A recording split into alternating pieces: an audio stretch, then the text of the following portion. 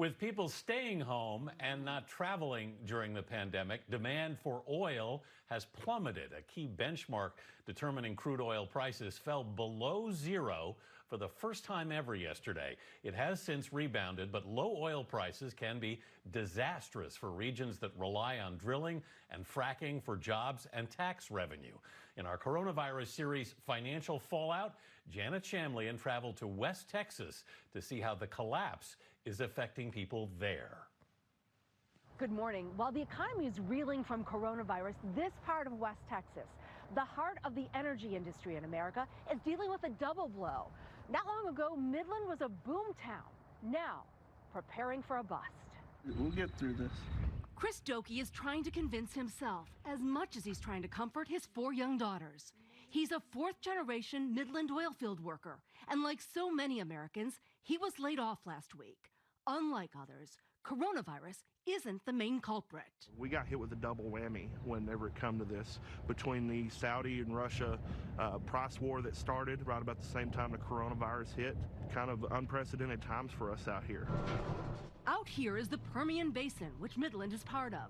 The region produces roughly a third of U.S. oil. It had been booming. New construction everywhere. Then the price war and coronavirus sent prices spiraling Monday to the lowest level in history. The city of about 140,000 now tops the list of those that would be hardest hit by a recession, according to the public policy group, the Brookings Institution. It's like someone hit the switch, and all of a sudden layoffs already start. All of a sudden the city starts to slow down, and you can literally feel it.